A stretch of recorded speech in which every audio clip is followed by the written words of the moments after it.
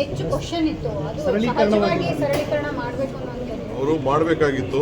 ನಾನು ನೋಡಿದೆ ಇವತ್ತೇ, ನಾನು ಫಾರಮ್ ನೋಡಿದ್ದು, ನನಗೆ ಆ ಕ್ವಶನ್ಸು ನಾನು ಕೇಳಿದ್ದು ಭಾಳ ಜಾಸ್ತಿ ಕ್ವಶನ್ಸ್ ಇದೆ. ಅದಕ್ಕೆ ಅವ್ರಿಗೆ ಹೇಳಿದೆ ಸ್ವಲ್ಪ ಆದಷ್ಟು ಕಡಿಮೆ ಕೇಳ್ರಿ ಅಂತ. ಯಾರಿಗೂ ತಾಳ್ಮೆ ಇರೋದಿಲ್ಲ. ಮತ್ತು ವಿಶೇಷವಾಗಿ ನಗರಗಳಲ್ಲಿ ಹಳ್ಳಿಗಳಲ್ಲಿ ಮಾತಾಡ್ಬೋದು. ಕೋಳಿ ಎಷ್ಟಿದೆ, ಚಿನ್ನ ಎಷ್ಟಿದೆ, ಮೇಕೆ ಎಷ್ಟಿದೆ, ಅವೆಲ್ಲ ಕೇಳ್ಕೊಂಡು ಕೂತ್ಕೊಂಡ್ರೆ ಹಳ್ಳಿಯಲ್ಲಿ ಯಾರು ಪೇಷನ್ಸ್ ಹಾಗೆ ಕೇಳ್ತಾವ್ರೆ. ನಾನು ಕೋಳಿ ಸಾಕೊಂಡಿದ್ದೀನಿ ಊರಲ್ಲಿ ಅಂತ. ಒಂದು ಮನೆ ಮಾಡೋದಕ್ಕೆ ಗಂಟೆಗಟ್ಟಲೆ ತಗೊಂತ ಇದೆ. ಮತ್ತು ಸರ್ವರ್ ಸಮಸ್ಯೆಗಳು ಕೂಡ ಇಡೀ ರಾಜ್ಯಾದ್ಯಂತ ಇದೆ.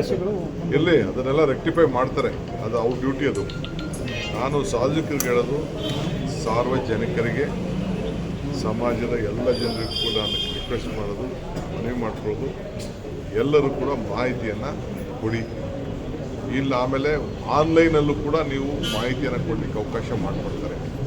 ಹೊರಗಡೆ ಇದ್ದವರು, ಹೊರಗಡೆ ರಾಜ್ಯದಲ್ಲಿ ಇದ್ದವರು, ಉದ್ಯೋಗ ಹೋಗಿರೋರು ಎಲ್ಲರೂ ಕೂಡ ನೀವು ಕೂಡ ಆನ್ಲೈನಲ್ಲೂ ಕೂಡ ನಿಮಗೆ ಮಾಹಿತಿ ನಂಬರ್ ಕೊಟ್ಟಿರ್ತಾರೆ.